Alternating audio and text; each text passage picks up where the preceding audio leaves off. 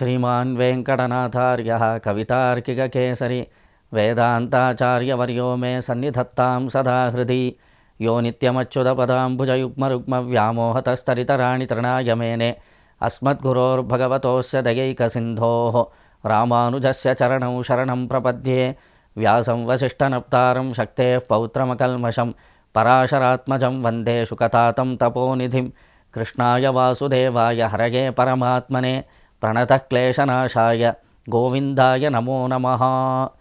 ಶ್ರೀ ಶಂಕರ ವಾಹಿನಿಯ ಮೂಲಕವಾಗಿ ಕಾರ್ಯಕ್ರಮವನ್ನು ವೀಕ್ಷಿಸುತ್ತಿರುವ ಎಲ್ಲ ಭಕ್ತರಿಗೂ ನಮ್ಮ ಅನಂತ ಪ್ರಣಾಮಗಳನ್ನು ಈ ಮೂಲಕ ಸಮರ್ಪಿಸುತ್ತಿದ್ದೇವೆ.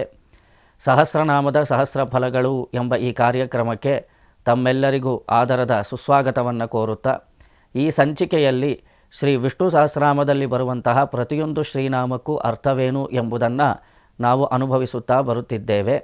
ಶ್ರೀ ಪರಾಶರ ಭಟ್ಟರ ಭಗವದ್ಗುಣದರ್ಪಣಂ ಎಂಬ ಭಾಷ್ಯವನ್ನು ಆಧಾರವಾಗಿಟ್ಟುಕೊಂಡು ಶ್ರೀ ವಿಷ್ಣು ಸಹಸ್ರನಾಮದ ಅರ್ಥಾನುಸಂಧಾನವನ್ನು ನಾವು ಮಾಡುತ್ತಾ ಬಂದಿದ್ದೇವೆ.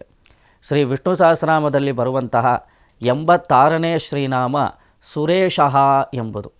ಭಗವಂತನಾದ ಶ್ರೀಮನ್ನಾರಾಯಣನನ್ನು ವ್ಯಾಸಾಚಾರ್ಯರು ಸುರೇಶಾಯ ನಮಃ ಎಂದು ಕೊಂಡಾಡಿದ್ದಾರೆ. ಈ ಸುರೇಶಃ ಎಂಬ ಶಬ್ದಕ್ಕೆ ಅರ್ಥವೇನು ಎಂದು ಗಮನಿಸಿದಾಗ, ಫಲ್ಗುಪದಲಿಪ್ಸೂನಾಂ ಬ್ರಹ್ಮಾದೀನಾಂ ಅಪಿ ಸಂವಿಧಾತ ಎಂಬ ಅರ್ಥವನ್ನು ಭಾಷ್ಯದಲ್ಲಿ ತೋರಿಸಿದ್ದಾರೆ.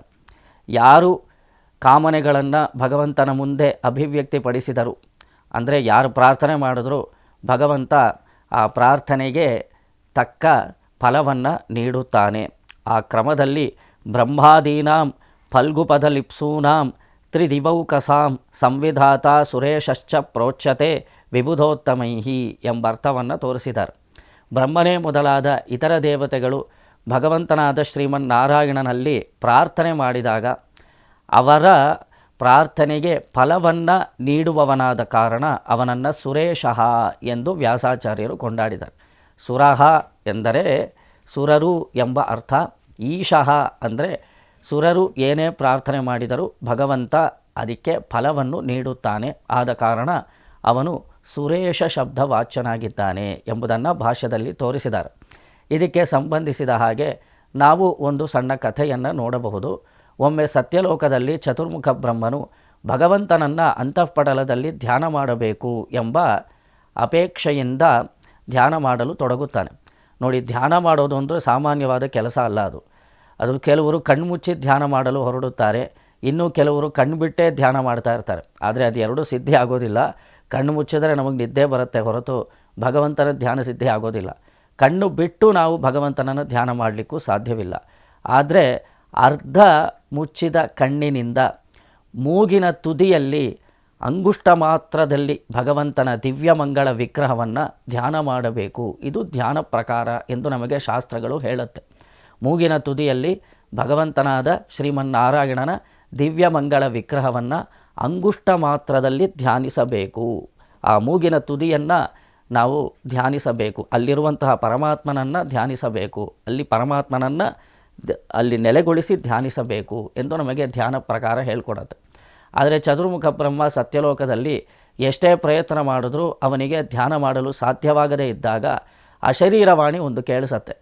ಅದೇನೆಂದರೆ, ನೀನು ಸತ್ಯಲೋಕವನ್ನು ಬಿಟ್ಟು ಭೂಲೋಕಕ್ಕೆ ಪ್ರವೇಶ ಮಾಡಿ ಅಲ್ಲಿ ಭಾರತ ದೇಶದ ದಕ್ಷಿಣ ದಿಗ್ಭಾಗದಲ್ಲಿ ದಾಂತಕ್ಷೇತ್ರವೆಂಬ ಅದ್ಭುತವಾದ ಪುಣ್ಯ ಸ್ಥಳದಲ್ಲಿ ಧ್ಯಾನ ಮಾಡಿದರೆ ನಿನಗೆ ಭಗವಂತನ ಸಾಕ್ಷಾತ್ಕಾರವಾಗತ್ತೆ ಎಂದು ಅಶರೀರವಾಣಿ ಕೇಳಿಸತ್ತೆ. ಆ ಕ್ರಮದಲ್ಲಿ ಚತುರ್ಮುಖ ಬ್ರಹ್ಮನು ಹಂಸವಾಹನವನ್ನು ಏರಿ ಭೂಲೋಕಕ್ಕೆ ಬಂದು ಭೂಲೋಕದ ದಕ್ಷಿಣ ದಿಗ್ಭಾಗದಲ್ಲಿ ದಾಂತಕ್ಷೇತ್ರವನ್ನು ಪ್ರವೇಶ ಮಾಡ್ತಾನೆ. ಈ ಕ್ಷೇತ್ರಕ್ಕೆ ದಾಂತಕ್ಷೇತ್ರ ಎಂದು ಹೆಸರು.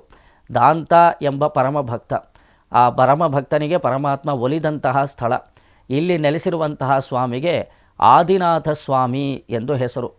ಅಶರೀರವಾಣಿ ಹೇಳುತ್ತೆ ಬ್ರಹ್ಮನಿಗೆ, ಇದಕ್ಕೆ ದಾಂತಕ್ಷೇತ್ರ ಎಂಬ ಒಂದು ಹೆಸರಿದೆ, ಜೊತೆಗೆ ತಿರುಚಂಗಣಿತುರೈ ಎಂಬ ಮತ್ತೊಂದು ಹೆಸರು ಇದೆ. ಅದೆರಡೂ ಹೆಸರು ಬರೋದಕ್ಕೆ ಒಂದು ಕಾರಣ ಇದೆ. ಅದೇನು ಅಂದರೆ, ಒಮ್ಮೆ ನೇಪಾಳ ಕ್ಷೇತ್ರದಲ್ಲಿ ಅಂದರೆ ಗಂಡಕಿ ನದಿ ತೀರದಲ್ಲಿ ಸಾಲಗ್ರಾಮ ಕ್ಷೇತ್ರದಲ್ಲಿ ಮಂದ ಎಂದು ಕರೆಯಲ್ಪಡುವಂತಹ ಒಬ್ಬ ಬಾಲಕನಿದ್ದ. ಅವನು ಗುರುಕುಲದಲ್ಲಿ ವಿದ್ಯಾಭ್ಯಾಸ ಮಾಡ್ತಾ ಇದ್ದ. ಆದರೆ ವಿದ್ಯಾಭ್ಯಾಸ ಮಾಡಬೇಕಾದ್ರೆ ಅವನ ಮನಸ್ಸಿನಲ್ಲಿ ಸ್ವಲ್ಪ ಅಹಂಕಾರ ಬಂತು. ನಾನೇ ವಿದ್ಯಾವಂತ ಎಂಬ ಒಂದು ಅಹಂಕಾರ ಬಂದಾಗ ಅಲ್ಲಿದ್ದಂತಹ ಗುರುಗಳು, ನಿನಗೆ ವೇದದ ವಿಷಯದಲ್ಲಿ, ಗುರುಗಳ ವಿಷಯದಲ್ಲಿ ವಿಶ್ವಾಸ ಹೋಗಿ ಅಹಂಕಾರದಿಂದ ಪ್ರವರ್ತಿಸಿರುವ ಕಾರಣ ನಿನಗೆ ಈ ಗುರುಕುಲದಲ್ಲಿ ಜಾಗವಿಲ್ಲ ಎಂದು ಹೇಳಿ ಕಳಿಸ್ಬಿಡ್ತಾರೆ. ಆಗ ಆ ಮಂದ ತಾನು ಮಾಡಿದಂತಹ ತಪ್ಪಿಗೆ ಪ್ರಾಯಶ್ಚಿತ್ತಪಟ್ಟು ಅವನು ತುಂಬ ಭಗವಂತನ ಸೇವೆಗಳನ್ನು ಮಾಡಲು ತೊಡಗುತ್ತಾರೆ. ಭಗವಂತನ ಸೇವೆ ಮಾಡಿದರ ಪ್ರತಿಫಲವಾಗಿ ಅವನಿಗೆ ಮುಂದಿನ ಜನ್ಮದಲ್ಲಿ ವಿಂಧ್ಯ ಪರ್ವದ ತಪ್ಪಲಿನಲ್ಲಿ ದಾಂತ ಎಂದು ಕರೆಯಲ್ಪಡುವಂತಹ ಒಬ್ಬ ಭಕ್ತನಾಗಿ ಹುಟ್ಟುತ್ತಾರೆ. ಆ ದಾಂತ ಎಂದು ಕರೆಯಲ್ಪಡುವಂತಹ ಭಕ್ತನು ಒಂದು ಆಲದ ಮರದ ಕೆಳಗಡೆ ಭಗವಂತನ ಧ್ಯಾನ ಮಾಡ್ತಾ ಇರಬೇಕಾದ್ರೆ ಆಕಾಶದಲ್ಲಿ ಒಂದು ಜ್ಯೋತಿ ಕಾಣಿಸುತ್ತೆ. ಆ ಜ್ಯೋತಿಯನ್ನು ಹಿಂಬಾಲಿಸ್ಕೊಂಡೇ ಹೋಗ್ತಾನೆ ಈ ದಾಂತ. ಆ ಜ್ಯೋತಿ ಉತ್ತರ ಭಾರತದಿಂದ ದಕ್ಷಿಣ ಭಾರತಕ್ಕೆ ಬಂದು ಇಲ್ಲಿ ಆದಿನಾಥನ ಸನ್ನಿಧಾನದ ಸಮೀಪದಲ್ಲಿ ಆ ಜ್ಯೋತಿ ಮರೆಯಾಗಿಬಿಡತ್ತೆ. ಆಗ ಆ ದಾಂತ ನೋಡ್ತಾನೆ, ಆಕಾಶದಲ್ಲಿ ಜ್ಯೋತಿ ಕಾಣಿಸೋದಿಲ್ಲ. ಅದೇ ಜ್ಯೋತಿರ್ಮಯ ಸ್ವರೂಪನಾದ ಪರಮಾತ್ಮನು ದಿವ್ಯಮಂಗಳ ವಿಗ್ರಹವನ್ನು ಧರಿಸಿ ಆದಿನಾಥ ಸ್ವಾಮಿಯಾಗಿ ಅವನಿಗೆ ದರ್ಶನ ಕೊಡ್ತಾನೆ. ಅಲ್ಲೊಂದು ಅದ್ಭುತವಾದ ದೇವಾಲಯ, ಅಲ್ಲಿ ಆದಿನಾಥನ ಸನ್ನಿಧಾನ. ಈ ಆದಿನಾಥನಿಗೆ ಶರಣಾಗತಿ ಮಾಡಿ ನಾವು ಮಾಡಿದಂತಹ ಪಾಪಗಳನ್ನೆಲ್ಲ ಪರಿಹಾರ ಮಾಡಿಕೊಂಡು ಮೋಕ್ಷವನ್ನು ಹೊಂದಬೇಕು ಎಂಬ ಅಪೇಕ್ಷೆಯಿಂದ ಆ ದೇವಸ್ಥಾನದ ಒಳಗಡೆ ದೇವತಾ ದರ್ಶನಕ್ಕೋಸ್ಕರ ಹೊರಡ್ತಾನೆ ಈ ದಾಂತ. ಆಗ ಅಲ್ಲಿದ್ದಂತಹ ಬ್ರಾಹ್ಮಣರೆಲ್ಲ ಅವನನ್ನು ತಡೆದು ಬಿಡ್ತಾರೆ. ನೀನು ಯಾವ ಜಾತಿ ಅಂತೆಲ್ಲ ಪ್ರಶ್ನೆ ಕೇಳ್ತಾರೆ. ಆ ದಾಂತನ ವಿಷಯದಲ್ಲಿ ಅಪಚಾರ ಮಾಡಿ ಅಲ್ಲಿ ಬ್ರಾಹ್ಮಣರೆಲ್ಲ ದೇವಸ್ಥಾನದ ಒಳಗಡೆ ಪ್ರವೇಶ ಮಾಡಲು ನಿರಾಕರಿಸಿ ಅವನನ್ನು ದೂಡು ಬಿಡ್ತಾರೆ. ಆಗ ಅದೇ ಆದಿನಾಥನನ್ನು ಆ ದೇವಸ್ಥಾನದ ಉತ್ತರ ದಿಕ್ಕಿನಲ್ಲಿ ಆದಿನಾಥನ ದಿವ್ಯಮಂಗಳ ವಿಗ್ರಹವನ್ನು ಪ್ರತಿಷ್ಠೆ ಮಾಡಿ ಆ ದಾಂತ ಎಂದು ಕರೆಯಲ್ಪಡುವಂತಹ ಭಕ್ತನು ಪರಮಾತ್ಮನನ್ನು ಉಪಾಸನೆ ಮಾಡ್ತಾನೆ. ಯಾವ ಯಾವ ಬ್ರಾಹ್ಮಣರು ದಾಂತನ ವಿಷಯದಲ್ಲಿ ಅಪಚಾರ ಪಟ್ಟರೋ ಅವರಿಗೆಲ್ಲ ಕಣ್ಣು ದೃಷ್ಟಿ ಹೋಗ್ಬಿಡತ್ತೆ. ಅವರು ನಾವು ದಾಂತನ ವಿಷಯದಲ್ಲಿ ಅಪಚಾರ ಮಾಡಿದ್ದರಿಂದ ನಮಗೆ ಹೀಗೆ ಏರ್ಪಟ್ಟಿತು ಎಂದು ಭಾವಿಸಿದವರೇ ದಾಂತನ ಪಾದಕ್ಕೆ ಬಂದು ಅವರು ನಮಸ್ಕಾರ ಮಾಡಿ ಅವರು ಮಾಡಿದಂತಹ ಪಾಪಗಳನ್ನೆಲ್ಲ ಪ್ರಾಯಶ್ಚಿತ್ತ ಮಾಡಿಕೊಂಡ ನಂತರ ಅಲ್ಲಿ ಆದಿನಾಥನ ಸನ್ನಿಧಾನದಲ್ಲಿದ್ದಂತಹ ಪರಮಾತ್ಮನು ದಾಂತನಿಗೆ ಮೋಕ್ಷವನ್ನು ಕೂಡ ಕೊಡ್ತಾನೆ, ಬ್ರಾಹ್ಮಣರಿಗೆ ಮತ್ತೆ ಆ ದೃಷ್ಟಿಯನ್ನು ಕೂಡ ಕೊಡ್ತಾನೆ. ಈ ರೀತಿ ದಾಂತನೆಂಬ ಪರಮ ಭಕ್ತನಿಂದ ಆ ಕ್ಷೇತ್ರವು ಏರ್ಪಟ್ಟಿದ್ದರಿಂದ ಅದಕ್ಕೆ ದಾಂತ ಕ್ಷೇತ್ರ ಎಂಬ ಹೆಸರು ಬಂತು. ಇದೇ ದಾಂತನು ವಿಂಧ್ಯ ಪರ್ವದ ತಪ್ಪಲಿನಲ್ಲಿ ಆಲದ ಮರದ ಕೆಳಗಡೆ ಭಗವಂತನನ್ನು ಧ್ಯಾನಿಸಬೇಕಾದ್ರೆ ಒಂದು ಜ್ಯೋತಿ ಕಾಣಿಸ್ಕೊಳ್ತು ಎಂಬ ಕಥೆನ ನಾವು ನೋಡಿದ್ವಲ್ಲೋ. ಅಲ್ಲಿ ಆಲದ ಮರದ ಅದೇ ಮರದ ಅಡಿಯಲ್ಲಿ ಒಬ್ಬ ಬೇಟೆಗಾರನು ಬಂದು ವಿಶ್ರಾಂತಿಯನ್ನು ಪಡ್ಕೊಳ್ತಾನೆ. ಅವನು ಒಂದು ದಿನ ಆ ಒಂದು ಪುಣ್ಯವಾದ ಸ್ಥಳದಲ್ಲಿ, ಅಂದರೆ ಯಾವ ಸ್ಥಳದಲ್ಲಿ ದಾಂತ ತಪಸ್ಸು ಮಾಡಿದನೋ ಅದೇ ಸ್ಥಳದಲ್ಲಿ ಅವನು ವಿಶ್ರಾಂತಿ ಪಡ್ಕೊಂಡಿದ್ದರಿಂದ ಅವನು ಮುಂದಿನ ಜನ್ಮದಲ್ಲಿ ಸಂಘ ಎಂದು ಕರೆಯಲ್ಪಡುವಂತಹ ಮಹರ್ಷಿಯಾಗಿ ಜನ್ಮವನ್ನು ಪಡ್ಕೊಳ್ತಾನೆ. ಬೇಟೆಗಾರನಿಗೆ ಒಂದು ಮಹರ್ಷಿ ಜನ್ಮ ಪ್ರಾಪ್ತವಾಗತ್ತೆ. ಅದು ಹೇಗೆ ಅಂದರೆ ಒಬ್ಬ ಪರಮ ಭಾಗವತೋತ್ತಮನ ಸನ್ನಿಧಾನದಲ್ಲಿದ್ದಾಗ, ಅದರ ಸಂಬಂಧವನ್ನು ಬೆಳೆಸ್ಕೊಂಡಾಗ. ನಾವು ಪುಣ್ಯಕ್ಷೇತ್ರಗಳಿಗೆ ಹೋದರೆ ನೋಡಿ, ಯಾವುದೇ ಒಂದು ಪುಣ್ಯಕ್ಷೇತ್ರ ಭಕ್ತನಿಂದ ಏರ್ಪಡುತ್ತೆ. ಭಗವಂತನ ಸಾನ್ನಿಧ್ಯ ಎಲ್ಲ ಕಡೆ ಇದ್ದರೂ ಕೂಡ ಆ ಸಾನ್ನಿಧ್ಯವನ್ನು ಲೋಕಕ್ಕೆ ತೋರಿಸಿಕೊಡುವಂತಹ ಪರಮ ಭಕ್ತರಿರಬೇಕು ನೋಡಿ. ಆ ಭಕ್ತರಿಂದಲೇ, ಇವಾಗ ಪುಂಡರೀಕ ಕ್ಷೇತ್ರ ಅಂತ ತಗೊಂಡ್ರೆ, ಪಂಢರಾಪುರ ಅಂದರೆ ಪುಂಡರೀಕನಿಂದ ಏರ್ಪಟ್ಟಂತಹ ಕ್ಷೇತ್ರ. ಈ ರೀತಿ ಭರತ ಭೂಮಿಯಲ್ಲಿ ಎಷ್ಟೋ ಕ್ಷೇತ್ರಗಳು ಭಕ್ತರಿಂದ ಏರ್ಪಟ್ಟಿರುವಂತಹದ್ದು. ಆ ಭಕ್ತರ ಪ್ರಭಾವಾತಿಶಯವನ್ನು ತಿಳಿಸತ್ತೆ ಒಂದು ಕ್ಷೇತ್ರ. ಆ ರೀತಿ ಒಂದು ಆಲದ ಮರದಲ್ಲಿ ಅವನು ತಪಸ್ ಮಾಡಿದ್ರಿಂದ ಆ ದಾಂತನು ಆ ಒಂದು ಆಲದ ಮರದ ಕೆಳಗಡೆ ವಿಶ್ರಾಂತಿ ಪಡ್ಕೊಂಡಂತಹ ಒಬ್ಬ ಬೇಟೆಗಾರನಿಗೆ ಮುಂದಿನ ಜನ್ಮ ಮಹರ್ಷಿ ಜನ್ಮವಾಗಿ ಸಿಕ್ಕಿಬಿಡತ್ತೆ. ಮಹರ್ಷಿಯಾಗಿ ಹುಟ್ಟಿದಂತಹ ಆ ಸಂಘ ಭಗವಂತನನ್ನು ಕುರಿತು ತಪಸ್ಸು ಮಾಡ್ತಾ ಇರಬೇಕಾದ್ರೆ ಅವನಿಗೆ ಒಂದು ಅಶರೀರವಾಣಿ ಕೇಳಿಸತ್ತೆ.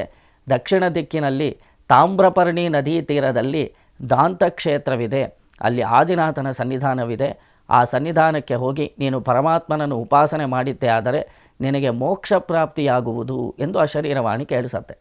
ಆಗ ಆ ಸಂಘ ಎಂದು ಕರೆಯಲ್ಪಡುವಂತಹ ಮಹರ್ಷಿ ಉತ್ತರ ಭಾರತದಿಂದ ದಕ್ಷಿಣ ಭಾಗಕ್ಕೆ ಬಂದು ತಾಮ್ರಪರ್ಣಿ ನದಿ ತೀರದಲ್ಲಿ ಪರಮಾತ್ಮನನ್ನು ಕಂಡು ಸಂತೋಷಪಟ್ಟು ಪರಮಾತ್ಮನ ದಿವ್ಯವಾದ ಸಾಯುಜ್ಯವನ್ನು ಪಡ್ಕೊಳ್ತಾರೆ.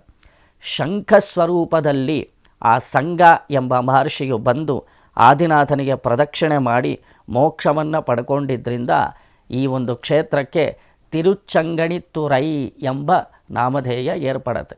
ನೋಡಿ, ಒಂದೇ ಕ್ಷೇತ್ರಕ್ಕೆ ಎರಡು ಹೆಸರು.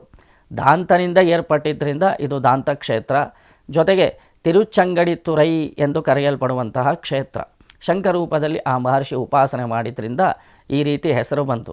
ಇದನ್ನೆಲ್ಲ ಬ್ರಹ್ಮ ಕೇಳಿ ಆ ದಾಂತ ಕ್ಷೇತ್ರವನ್ನು ಪ್ರವೇಶ ಮಾಡಿ ಭಗವಂತನನ್ನು ಉಪಾಸನೆ ಮಾಡಲು ತೊಡಗುತ್ತಾನೆ. ಚತುರ್ಮುಖ ಬ್ರಹ್ಮ ಆ ಉಪಾಸನಾ ಬಲದಿಂದ ಕಣ್ಮುಂದೆ ಸಾಕ್ಷಾತ್ತಾಗಿ ಪರಮಾತ್ಮನನ್ನು ದರ್ಶನ ಮಾಡ್ತಾನೆ. ಆ ಆನಂದದಲ್ಲಿ ತುಂಬ ಆನಂದವಾಗಿ ಬ್ರಹ್ಮದೇವರು ಭಗವಂತನನ್ನು ಕುರಿತು ಸ್ತೋತ್ರ ಮಾಡಿದ್ರಿಂದ ಭಗವಂತನನ್ನು ಕುರಿತು ಪ್ರಾರ್ಥನೆ ಮಾಡ್ತಾನೆ ಬ್ರಹ್ಮದೇವರು. ನೀವು ನನಗೆ ದರ್ಶನ ಕೊಟ್ಟು ನನ್ನ ಜನ್ಮವನ್ನು ಕೃತಾರ್ಥ ಮಾಡಿದಿರಿ, ಅದೇ ರೀತಿ ಇಲ್ಲಿ ಬರುವಂತಹ ಭಕ್ತರೆಲ್ಲರಿಗೂ ದರ್ಶನವನ್ನು ಕೊಟ್ಟು ಅವರಿಗೆ ಅನುಗ್ರಹವನ್ನು ಮಾಡಬೇಕು. ನೀವು ತಪಸ್ಸನ್ನು ಕಲಿಸಿ ತಪಸ್ಸಿನ ಫಲವನ್ನೂ ನೀಡಿದಿರಿ. ನೋಡಿ, ಸತ್ಯಲೋಕದಲ್ಲಿ ತಪಸ್ಸು ಮಾಡೋದಕ್ಕೆ ನಮಗೆ ಶಕ್ತವಾಗಲಿಲ್ಲ. ಆದರೆ ಭೂಲೋಕಕ್ಕೆ ಹೋಗಿ ನೀನು ಈ ಕ್ಷೇತ್ರದಲ್ಲಿ ತಪಸ್ಸು ಮಾಡಿದರೆ ನಿನಗೆ ಮೋಕ್ಷವಾಗುತ್ತದೆ ಅಂತ ಹೇಳಿಕೊಟ್ರೆ, ನಾವು ಇಲ್ಲಿ ಬಂದು ತಪಸ್ಸು ಹೇಗೆ ಮಾಡಬೇಕು ಎಂಬುದನ್ನು ಕೂಡ ನೀನು ಕಲಿಸಿಕೊಟ್ಟು ನಮಗೆ ಅದರ ಫಲವನ್ನೂ ನೀಡಿದರೆ, ಆದ್ದರಿಂದ ನೀನು ಸುರೇಶನಾಗಿರುವೆ. ಹೀಗೆ ಇಲ್ಲಿ ಬಂದಂತಹ ಭಕ್ತರೆಲ್ಲರಿಗೂ ನೀನು ಅನುಗ್ರಹವನ್ನು ಮಾಡಬೇಕು ಎಂದು ಬ್ರಹ್ಮದೇವರು ಪ್ರಾರ್ಥನೆ ಮಾಡ್ತಾರೆ.